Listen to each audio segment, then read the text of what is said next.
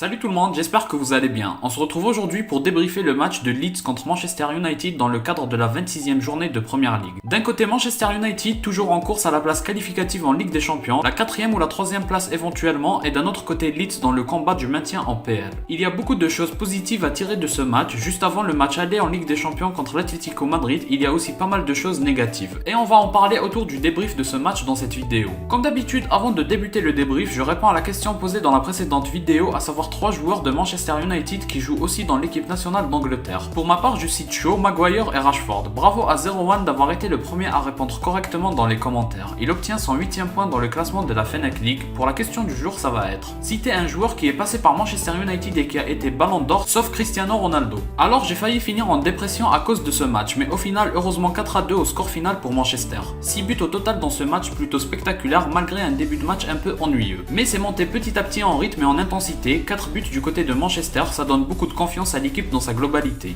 Même Maguire a mis un but sur corner en plus. Il faut savoir que c'est le premier but sur corner de la part des Mancuniens cette saison. C'est arrivé au bout du 137e corner. Ils sont complètement défaillants sur cet exercice puisque jusqu'à là c'est la seule équipe qui n'avait pas mis de but sur corner. Comme je le disais, Maguire a inscrit le premier but. C'est très important parce qu'au cours de la semaine il a reçu beaucoup de critiques, comme depuis le début de saison j'ai envie de dire. Mais là c'était en pire et il y a même répondu. Il y a aussi son rôle de capitaine qui a été remis en doute, donc ce but là va vraiment lui permettre de fermer quelques bouches un certain temps en tout cas et de ne plus y penser à ses critiques. Donc le cas Maguire, du moins offensivement, c'est quelque chose de positif qui ressort de ce match. Défensivement par contre, il est au moins fautif sur le deuxième but puisqu'il ne s'aligne pas et je trouve que l'équipe concède beaucoup trop d'occasions et il a un rôle à jouer par rapport à ça, que ce soit en tant que capitaine ou en tant que défenseur. Tant qu'on parle de défenseur, on va aussi parler de la très bonne prestation de Lindelof. Il a réalisé un très bon match, surtout pour son apport défensif. Il est à l'origine du deuxième but qui permet de creuser l'écart. Sonchou joue très bien le coup et Fernandes termine bien l'action. Lindelof a fait quelques percées vraiment intéressantes comme un Valverde le faisait avec le Real Madrid. J'aime beaucoup voir ce genre d'initiative de la part des joueurs, c'est ce genre d'attitude qui permettent de faire des différences. Et la preuve, ça apporte un but. Défensivement, il est aligné avec Maguire. On a vu quelques incompréhensions avec Wan-Bissaka, puis il y a aussi l'absence de Varane. Tout ça me mène à penser qu'une défense à 3 serait vraiment une bonne idée. Parce que à 3, ils vont compenser les erreurs les uns des autres et on voit qu'ils commettent beaucoup trop d'erreurs. Puis ça permet aussi de garder sur le terrain Lindelof et Varane plutôt que de devoir se séparer d'un des deux si tu joues avec une défense à 2. Mais bon, de là à tenter une défense à 3 face à l'Atlético, je ne pense pas que c'est le genre de match dans lesquels il faut tenter des expériences. Le premier but de Leeds inscrit par Rodrigo est vraiment une merveille. Son but est vraiment magnifique même s'il est chanceux. Et je me demande si l'état de la pelouse à cause de la pluie a privé De Gea d'avoir une plus longue détente et de sortir la balle. Pogba a été énorme individuellement. Lorsqu'il y avait encore 0-0, il fait une différence sur le côté et il sert parfaitement Ronaldo, mais CR7 voit sa frappe contrée par le gardien. Puis il la prend mal dans tous les cas. Il est trop avancé par rapport au ballon mais c'est un raté quand même.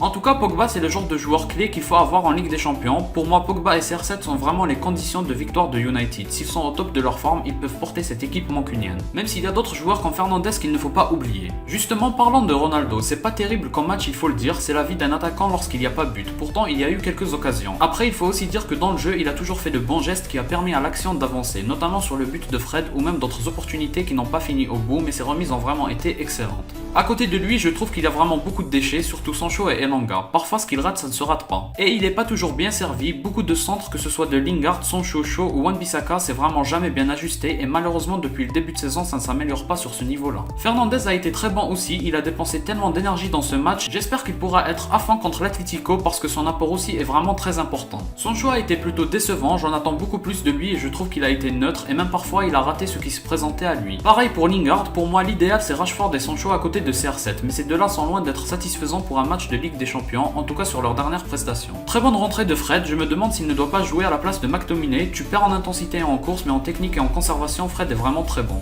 Et on termine avec De Gea, il a fait les quelques arrêts qu'il devait faire. Encore une fois, la défense de Manchester l'oblige à apporter une grande contribution. Pourtant, c'est juste une équipe comme Leeds qui est en face. J'ai vraiment hâte de voir le match face à l'Atlético. Les deux équipes sont dans des situations similaires. Un dernier match plutôt réussi qui redonne de la confiance, mais une situation globale dans le championnat très décevante. Si vous avez aimé, laissez un like et abonnez-vous pour me soutenir. Moi, je vous dis à la prochaine, portez-vous bien.